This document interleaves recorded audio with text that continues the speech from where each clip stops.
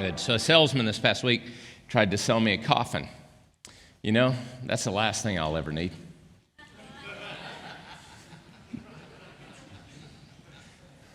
You ever done anything stupid thinking it's going to make you rich?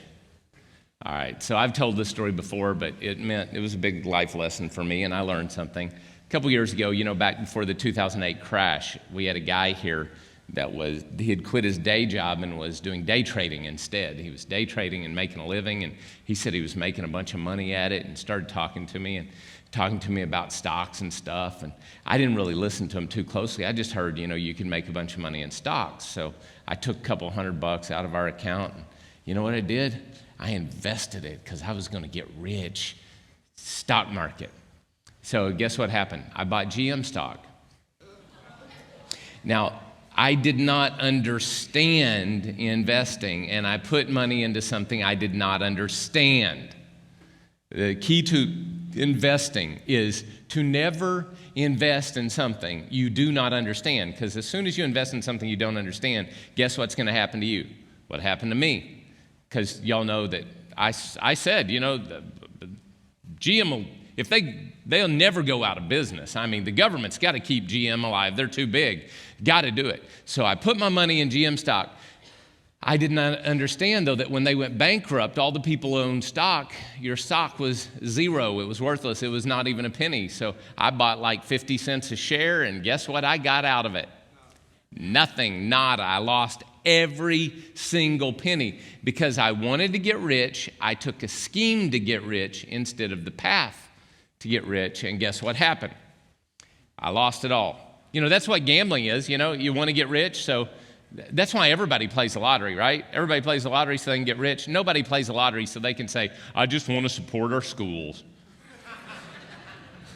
You don't do that. You play the lottery because you want to win money. You want to get rich. And by the way, my wife and I, we were downtown Cleveland a couple of weeks ago, so we decided we were going to walk over and walk through the Jack Casino. So I walked through it. Me and my wife walked through it, and we're like looking around. Nobody's happy in that place. Everybody goes in. Come on. I've got enough gamblers in my world. I've talked to them, all right? Enough of them.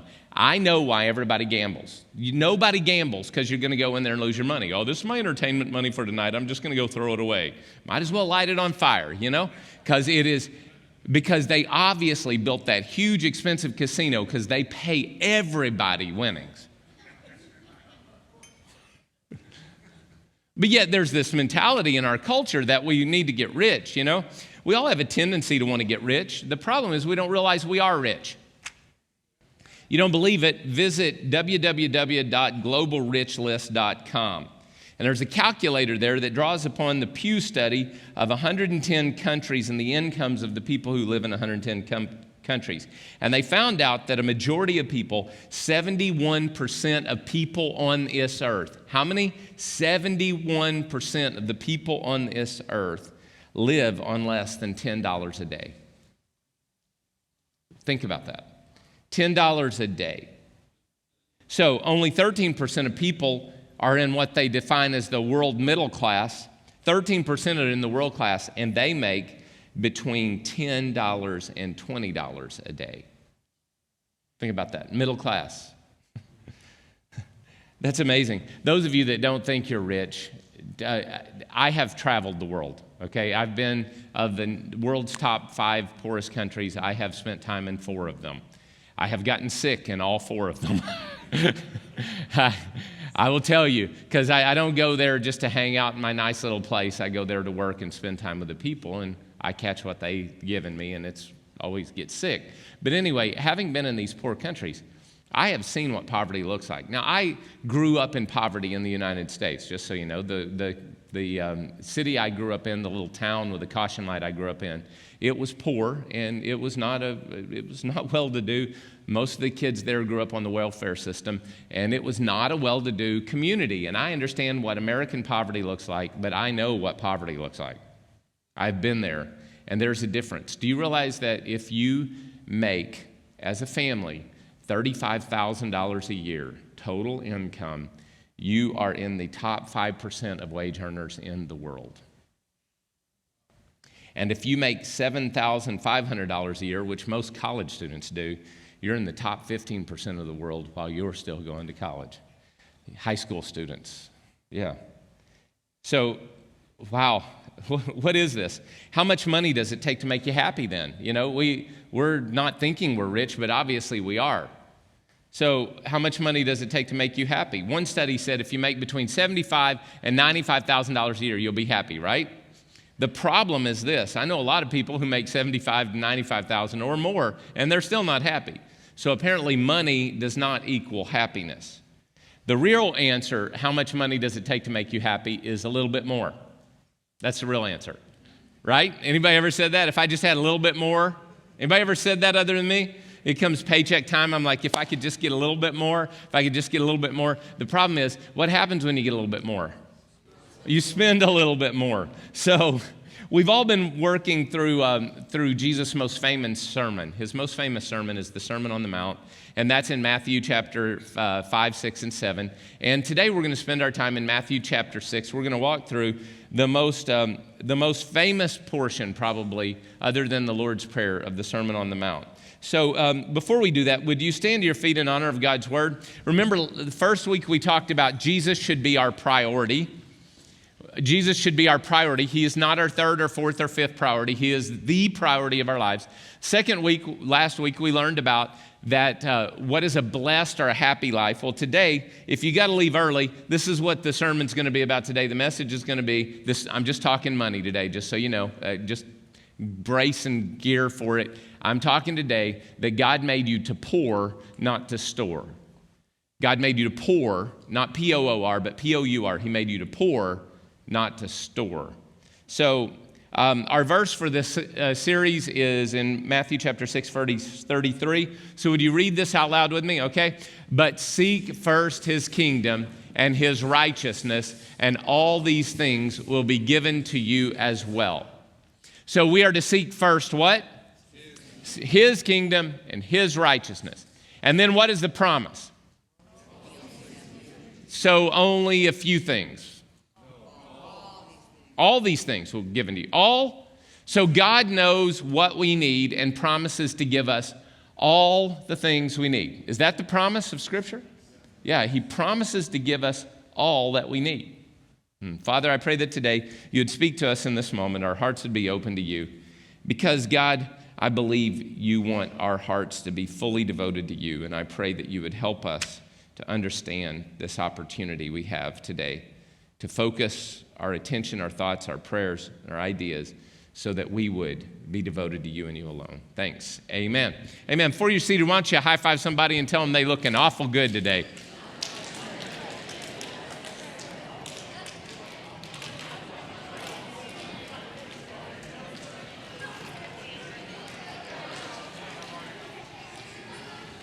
All right, well, I need to take a moment or two to explain something. As you walked in today, you noticed on your seat, everybody had one of these on your seat. This is a Kingdom Builder pledge card.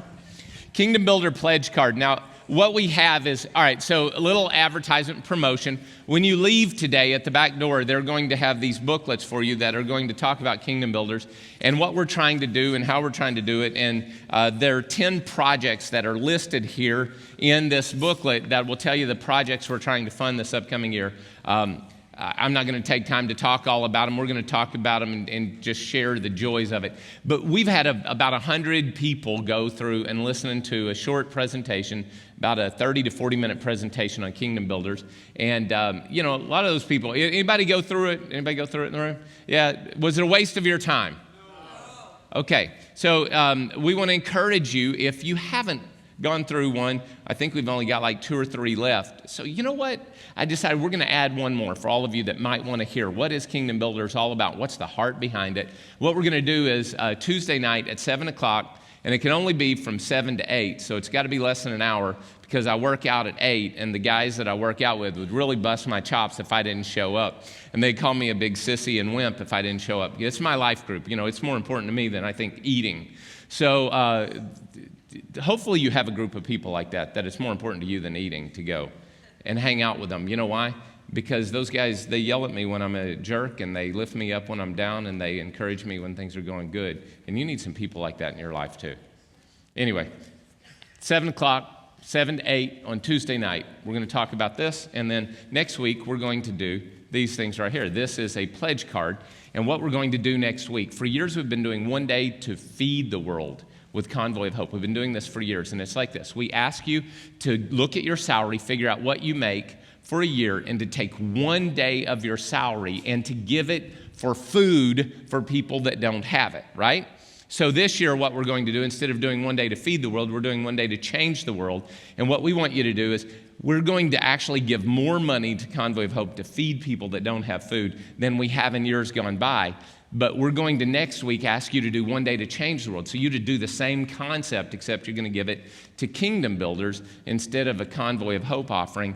And then what we'll do is the money that we raise through this, we'll be able to distribute it and give it to people around the world who need food. So, you can find out on Tuesday all the details about this.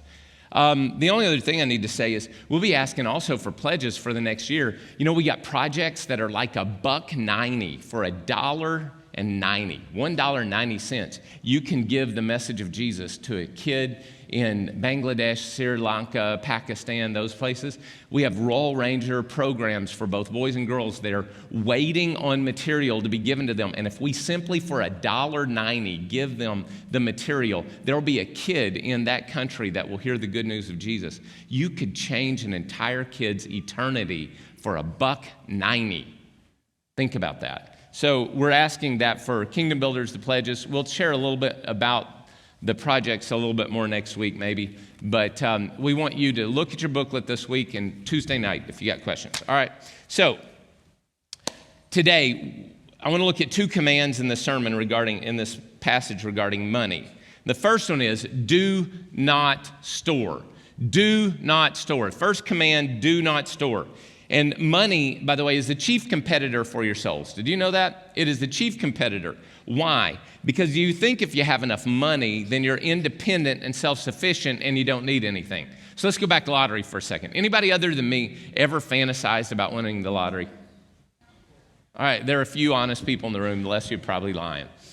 So I've fantasized, what would happen if I won the lottery? That's going to be incredibly difficult for me because I've never bought a lottery ticket. I refuse to do it. But anyway, I thought about it. I thought about what would happen if I won the lottery and I won like $100 million and what would I do and where would I live and what would I go? Anybody ever did?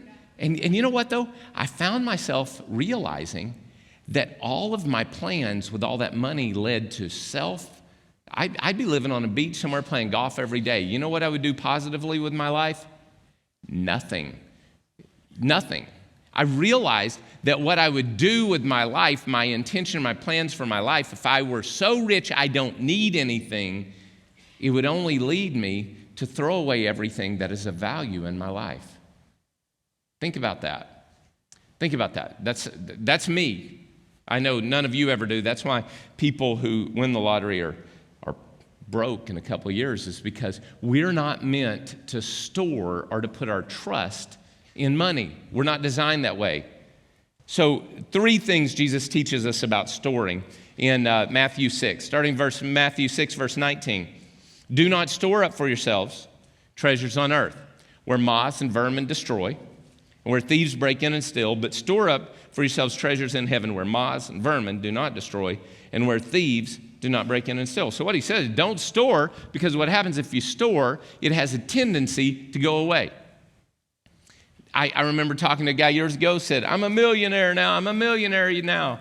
And he said, I did real good investment in the stock market. I talked to him a couple months later. I'm no millionaire now because 2008 took 2/3 of his income away. Do you realize there are places that inflation is I read one time about a European country where 1,000% inflation in one day. And do you realize if we continue to go into debt as a country, they're going to have to do inflation. They're going to have to bump inflation up to get the debt low enough for us to be able to pay it. But that's a political speech. And no, it's not. That's a real speech.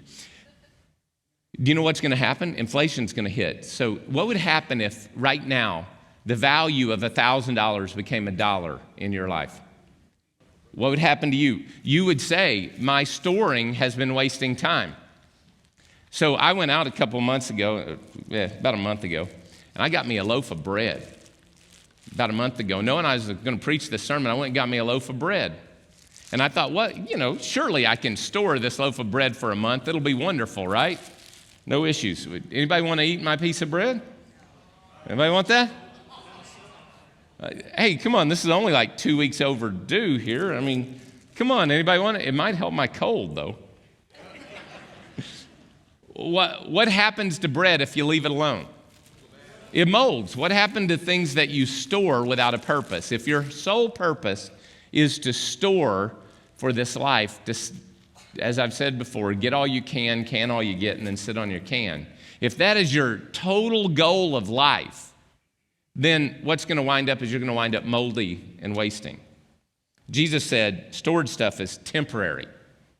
There is a place you can invest. It's in heaven, and that stuff is eternal. Second thing he tells us is stored stuff reveals your true love.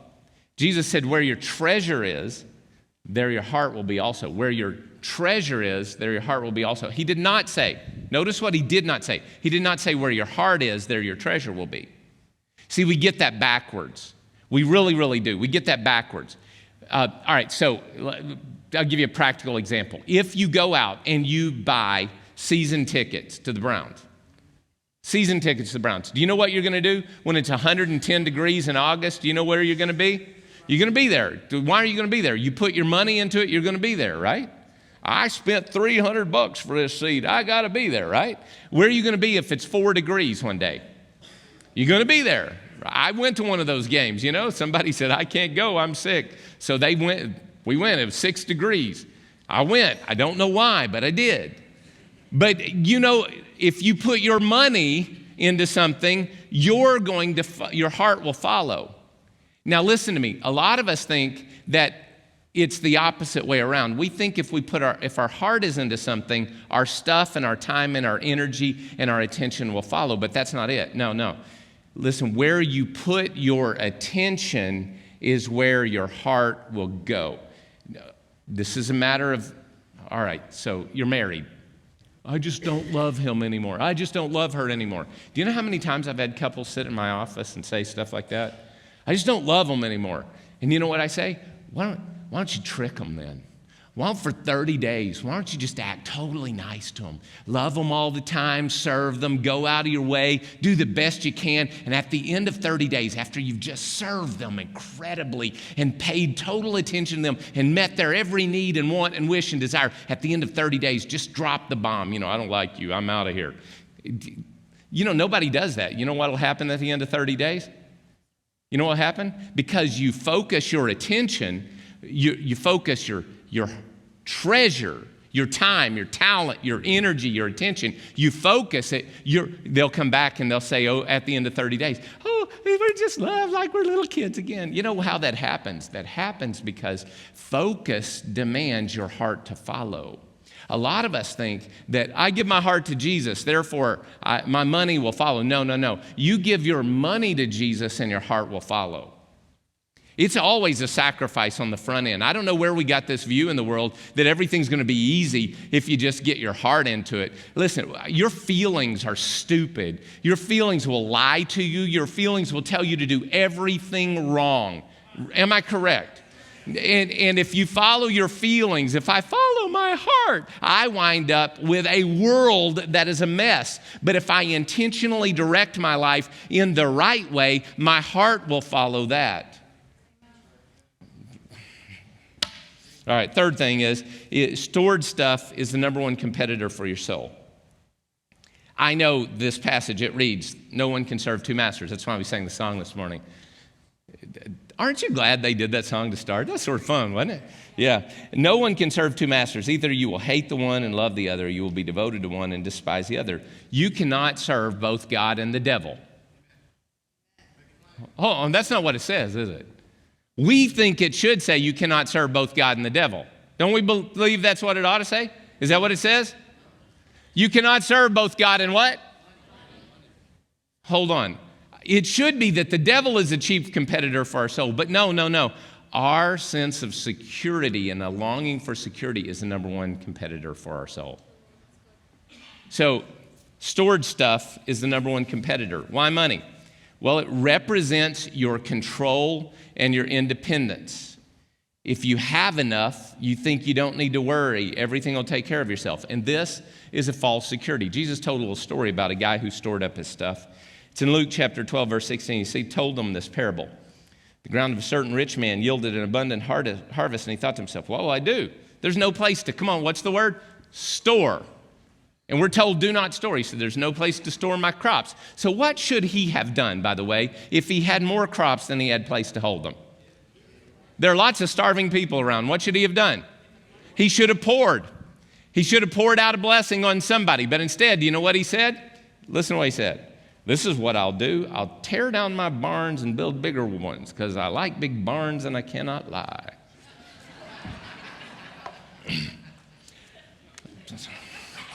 And there I will do what? I will store up my surplus. So he's trying to store his surplus like this.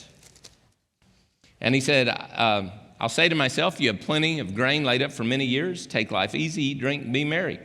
But God said to him, you fool. What does God say to people who store up things for themselves without thinking of the eternal value of it? What does he say? You what? Fool. That's pretty tough words. God said to him, you fool, this very night your life will be demanded from you. Then who will get what you have prepared or stored up for yourself?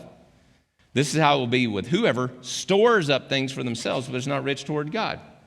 Now, I got a perfect example of this. My brother-in-law, Craig. Does anybody remember Y2K? All right, so those of you that don't know, the whole deal was back Y2K, they thought all the computers were on a double number system. It wasn't 2001 or 1999. It was 01 and 99 or whatever, the last two numbers. And they thought when it turned to 00, all the computers would crash, and therefore all the water supply and energy supply and all those things would crash, and there would be nothing. So we have a habit. We had a habit back then because it's only 2 hours to Pittsburgh, and that's where all of Robin's family lived. Mom lived there, brother lived there. So we'd just go in, and we would celebrate New Year's Eve with them, and then we would drive back, because it's only 2 hours, we'd drive back on Monday morning or New Year's Day morning. So here's what we did. We go in, and we're going in, tell Craig, we're coming over to your house on New Year's Eve. And he said, just so you know, though, I only have enough water. I only have enough water for my family. So, okay, Craig, you only have enough water for your family. So he had these tubs of water sitting out in his garage. By the way, 10 years later, he pulled out that rancid, nasty water he never used. What do you think that water was worth 10 years later? All that money he paid for water because Y2K was going to end the world. It was worth nothing. And you know what he was saying to us? What he was saying to us is, and I bust his chops about it, Craig, so you love us that much that if we were dying of thirst in your house, you wouldn't give us a drink, huh? Because that doesn't sound right, does it? No? But yet a lot of us, that's the way we live our lives. We think our lives are for us to store up our stuff for us only. And we're missing God's best. So the second thing we need to learn is Jesus said to trust God. Do not store, but second thing is you need to trust God. All of this teaching about do not store is followed by a word, therefore, in Matthew 6:25. Therefore, Matthew 6:25, therefore. What is therefore? That's a great question to ask anytime you read therefore in the Bible. So what Jesus is about to say is predicated on what went before. Don't store up your stuff. Therefore, I tell you, do not worry about your life, what you will eat or drink, or your body, what you will wear. Is not life more than food, and the body more than clothes? Look at the birds of the air. They do not sow or reap or store in barns, yet your heavenly Father feeds them. Are you not much more valuable than they? Can any one of you, by worrying, add a single hour to your life? And why do you worry about clothes? See the flowers of the field? They do not labor or spin, yet I tell you that not even Solomon in all of his splendor was dressed like one of these. If that is how God clothes the grass of the field, which is here today and tomorrow is thrown into the fire, will he not much more clothe you, O you of little faith? So do not worry, saying, what shall I eat, or what shall we drink, or what shall we wear? Catch this line, for the pagans. Everybody say pagans. For the pagans run after all these things. And your heavenly Father, he knows you need them. So if we're not storing, then who are we dependent on? We're dependent on our heavenly Father to provide for our needs. So aren't you more than stuff? Aren't you more than just what you need to survive, food and clothing and shelter? You know, we live in a culture that is teaching, especially young people, it's teaching you that you're nothing more than just a atheistic, evolutionary accident chunk of mass and cells. And that's what they tell you, is you're just an accident. You're just an accident of creation, of evolution, not creation. You're an accident of evolution. You just evolved, and you're not really. The materialistic view says the real you isn't the real you. You don't have a real you. You are just a chunk of you. And you're just materialistic. This is just your body you live in. That's the teaching of evolution, is that you really have no you. You're just a chunk of you. The problem is that we recognize that there's more to it. If you're just a materialistic evolutionary accident, then why do you ask questions like, why did that bad thing happen to me?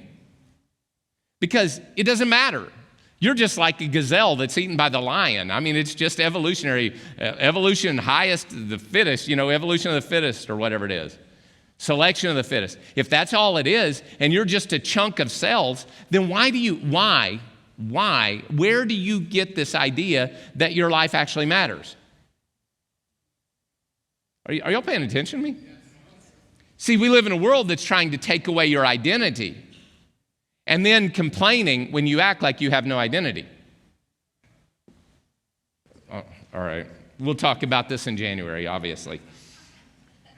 So God made you. On every psychological scale, you know what the highest need of humanity is? Purpose. Highest need of humanity is purpose, even more than food and water and clothing.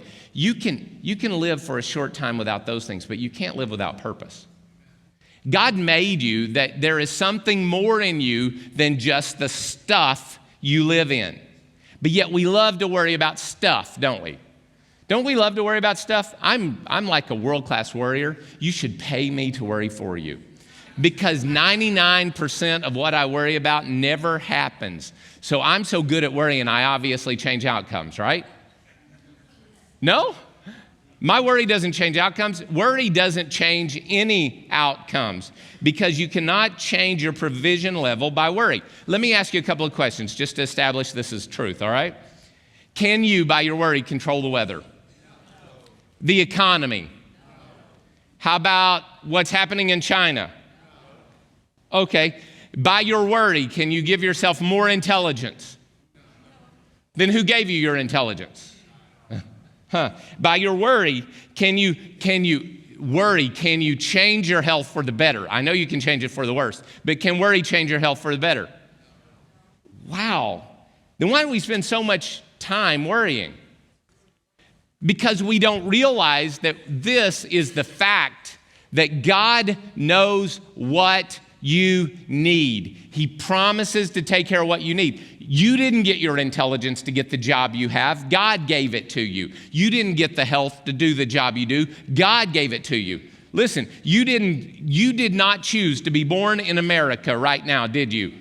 Where you can have a toilet to sit on rather than going out in the ice cold. Right? Have you thought about the fact that you live when indoor plumbing is in existence? I think we should all just praise Jesus for that, especially in the middle of January. All right, so what I'm saying to you is you didn't make any of these choices for yourself. So apparently God determined the times and places you would live. He gave you what you need, knowing what you need, and He wants to take care of you, but yet you spend your time worrying. Worrying is not an action.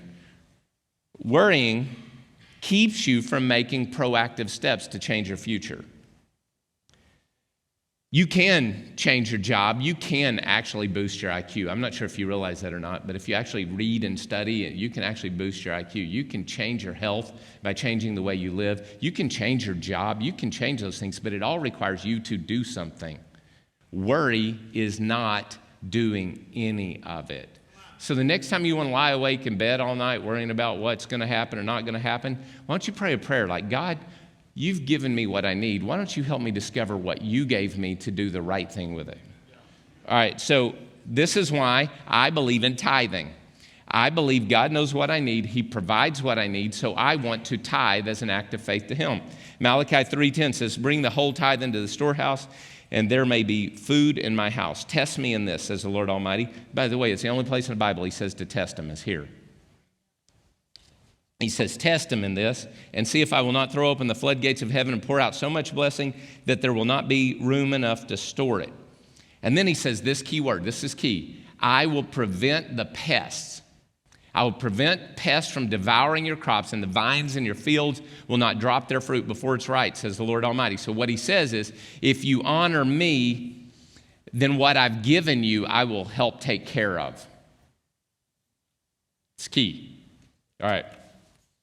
By the way, Matthew 23:23, you can read that. Jesus said we should tithe. Jesus said we should. All right. So anything else, anything other than this is paganism. Matthew 6:32. Can we go back there real quick? Matthew 6:32. Paganism is this. The pagans run after all these things. What do pagans do? Well, they believe there's some sort of spiritual power out there. Anybody ever hear of karma? You know, you did something good, therefore your good will come back to you. You did bad, therefore bad will come back to you. Anybody ever heard of that? Hear that? Well, especially in the world in which Jesus lived in the Bible times, there were people that they believed there were local gods that would control the power of that area. So, for example, springtime happened because Pan, went away and came back. And then, there would be all these different stories, and they would offer sacrifices to whatever god was in control of protecting this group at this time, or making spring come this time, or eclipses was supposed to help you get well in your body, or whatever it is. And you offer the right offering to the right spiritual power, and then the spiritual power has to do for you what you ask. That's paganism.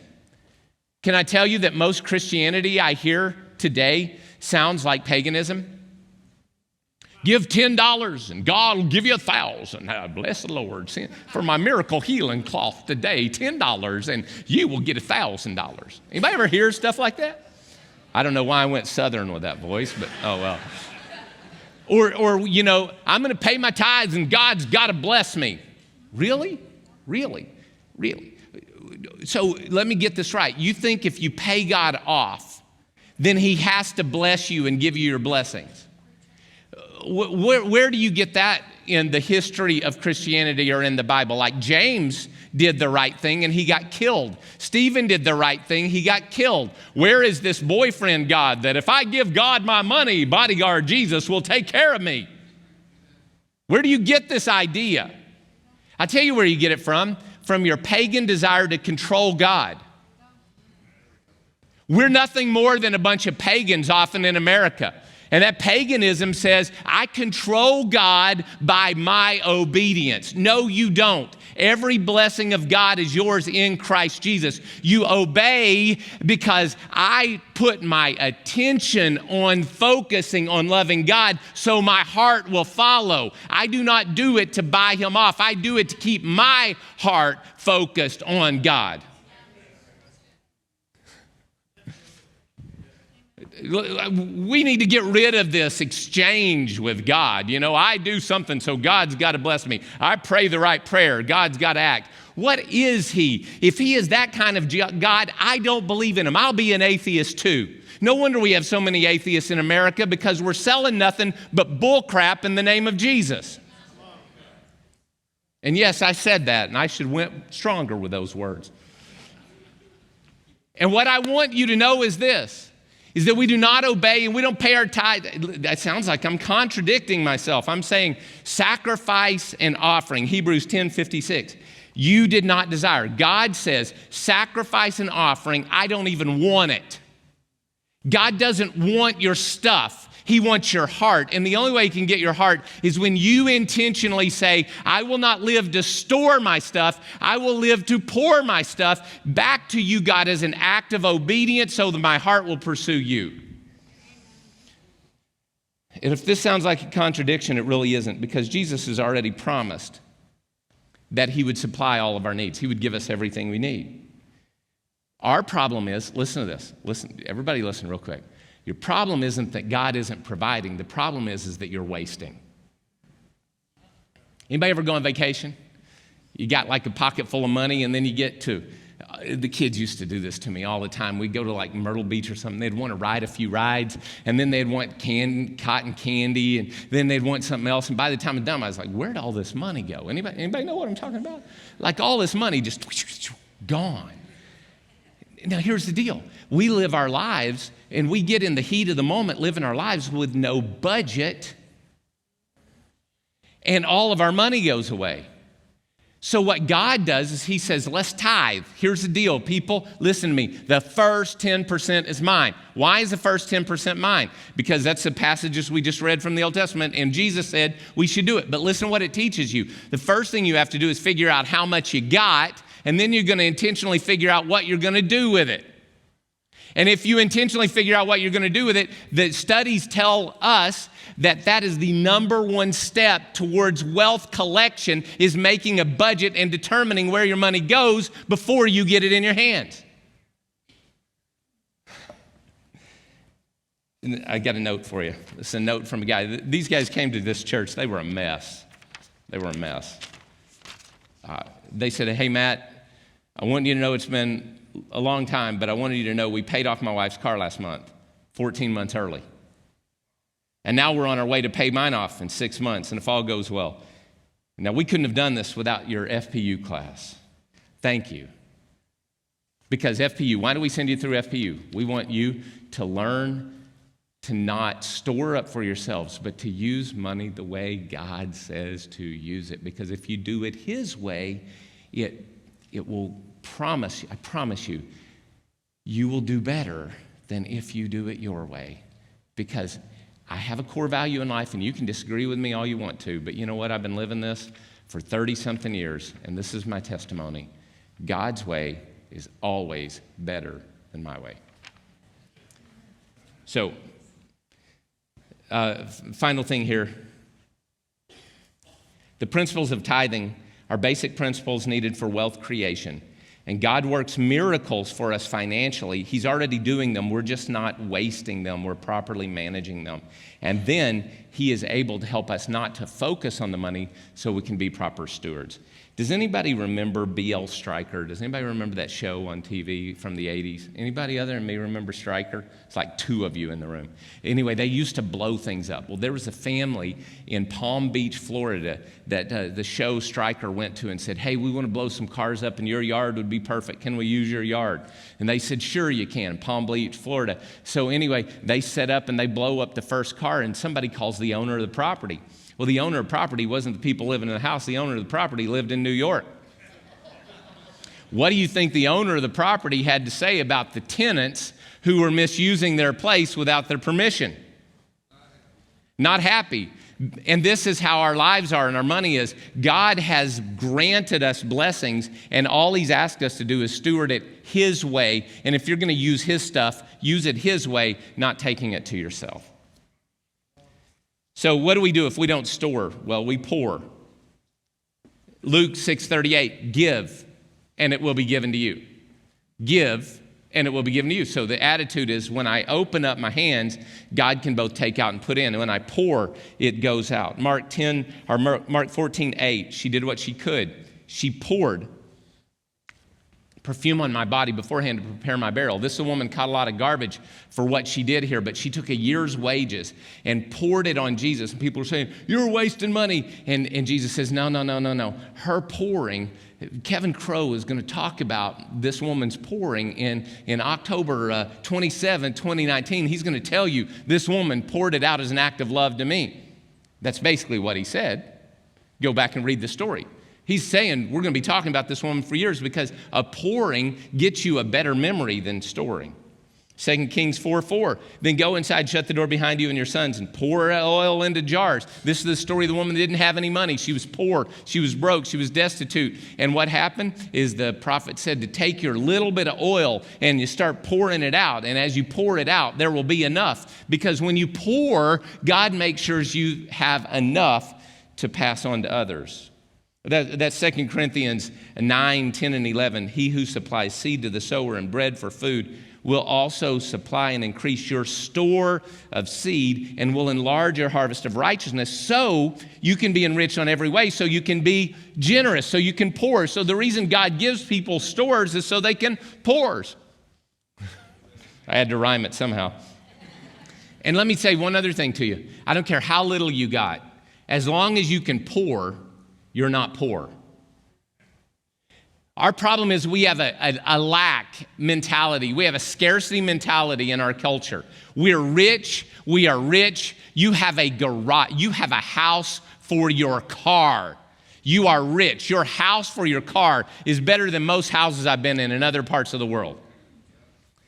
And you think you don't have enough, and you say, one of these days when I get blank, then I will start to give. When I get, then I can. When, then. There's always a future day, a future day, a future day. And that means you're poor in your head because you're not poor in your possessions.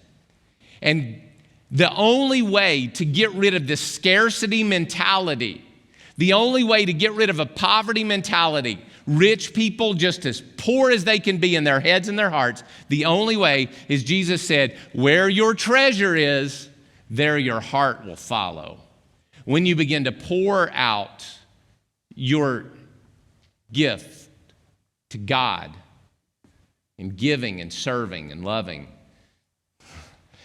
sending little orphan Chinese girls who's never had anybody loving them, sending them to school for a year and paying for their food and their tuition. $80. I can't afford that. You have a $500 phone in your hand and you can't afford $80 for somebody that's never been loved. You are poor because you don't pour. To finish this with a story, our band's coming, all right? By the way, you can't tell me your most excited moment in the life, the most exciting moment of generosity. Oh man, I'm so excited. I can hear the girl saying it now. I'm so excited. I had the most thrill of my life. I went to the store the other day and I saw this necklace and it was so beautiful. And I thought to myself, I need this necklace. So the joy of taking my credit card and just swiping and getting that necklace and paying 19% interest for the next 8 months on it, that just joy filled my heart when I swiped that card. No, you don't have, but you know what? This lady right here can tell you what it's like to give food to people that don't have food. And she can tell you about the joy of that. Seeing little kids that have never had a pair of shoes have a pair of shoes. She can tell you what that's like. Yeah? You don't get, and Joy, great. She's nodding her head. That's what real joy is. Real joy is when you pour, not when you store. You never celebrate your purchases. Well, you do for a little bit, but I can tell you what, there have been some times in my life that I've given to people, and years later, I'm still excited to think about that moment. It still brings a smile to my face. As a matter of fact, I talked to a guy like that this past week. Oh, no. I didn't give to him. He gave to me. You see, it was 1992. Me and my wife had moved here. We'd been saving for 4 years, and we had saved a total of $5,000. She had worked full-time, put her money away. We had saved $5,000. And we were going to buy our first house, a condo on Forest Park Road. And they had just come out of bank auction. They were super cheap, and we were going to buy one. So we go and we put an offer on this place. And man, we're excited. So we emptied our bank account because we needed it for a down payment. It was the full amount we had in our bank account. Down payment gone. We have zero. How much do we have? Not a zilch, nothing. So anyway, it comes closing day. It's closing day. You know what that is, right? That's the day that they call you and say, oh, you need another $700 because this fee, that fee, that fee, and that fee, right? So we needed another $700 to close the deal. Guess what we didn't have? Come on, how much money do we have? Zero, not a zilch, nothing. There was nothing. All right, nothing in the account. You could ask me for $10. I would have said no. There was nothing. And I'm like, I don't know what to do. We prayed. I talked to my wife. She says, I don't know what we do. We prayed. I came home for lunch, and as was my habit, I checked the mail when I came home for lunch, and I opened up the mailbox. I opened up the mailbox, and you know what was in there? A check. No, not $700, because God gives abundantly, pressed down, shaken together, running over. It was $710. So we went to Wendy's, and we celebrated our $700. Now, you're all excited about my miracle. I'm still thrilled about my miracle, but let me tell you, this past week, I talked to the pastor who sent me that check. And 28 years later, I didn't have to tell him about that check because he still remembers the way I called and said thank you to him 28 years ago. It's still bringing him joy and still bringing praise to God 28 years later for a mere $700 for some guy. That wasn't a lot of money, $710, but for me, it was a lifetime. But you know what? For him, It's joy that still abides. And he's still talking about it. Why does this matter? Because when you're 90 years old laying on your deathbed, what are you going to be excited about? Oh, you should have seen that car I bought. You're going to be excited about all the people whose lives are changed because you poured your life out. Which one's it going to be? What do you want gathered around you on your, deathbed, laying on my deathbed? Hey, bring in all my stuff, my CD collection. That'll make me happy. Bring in those 8-track tapes too. I bought them, stored them up. They quit half song, but we got to go. You guys know what I'm talking about? Come on. I'm talking about a way to live your life that in 20, 30, 1,000, a million years from now, you won't regret it. So when you leave today, you're going to get a booklet, and we're going to encourage you to do something to pour your life out. Next Sunday, we're going to take pledges. Before we do that, I'm going to ask you to bow your heads with me real quick. I just have to ask a question. If you're in this room today and you have never made Jesus your Lord, I'm going to ask you to take an intentional act of faith to begin to put your treasure. And this is going to be a moment where you put your desire to serve Jesus above your desire for everything else. And if you say, I want to make Jesus my Lord today, if you're in this room, you want to make Jesus your Lord, would you lift your hand really high? I want to pray with you right now. Today is your day to make Jesus your Lord. Yes, around this room. Anybody else? All right, nobody prays alone at Harvest Ridge. Let's all pray together. Y'all ready? Dear Jesus, I give you my life. I pursue you with all of my heart. Take my life, it is yours. And I receive every blessing you give me. Be my Lord. Amen. Now, if you prayed that, God took you at your word, you're going to probably be really, really bad at sinning from now on. It's going to drive you crazy. You won't be able to do it anymore. So may God bless you with that. I tell you what, would everybody stand with me? I'm going to dismiss you by praying a prayer from the scriptures today. Y'all ready for this? Here we go. Now may the God of peace, who through the blood of the eternal covenant brought back from the dead our Lord Jesus, that great shepherd of the sheep, may he equip you with everything good for doing his will, and may he work in us what is pleasing to him through Christ Jesus. To him be glory forever and ever. Amen. Amen. Hey, we have some prayer teams that are going to come forward right now, some people up here for prayer. If you would like anyone to pray with you today, there's somebody in this place today that would pray with you. Just come on up and join them, and they'll be here to pray with you. God bless you. Have a great day.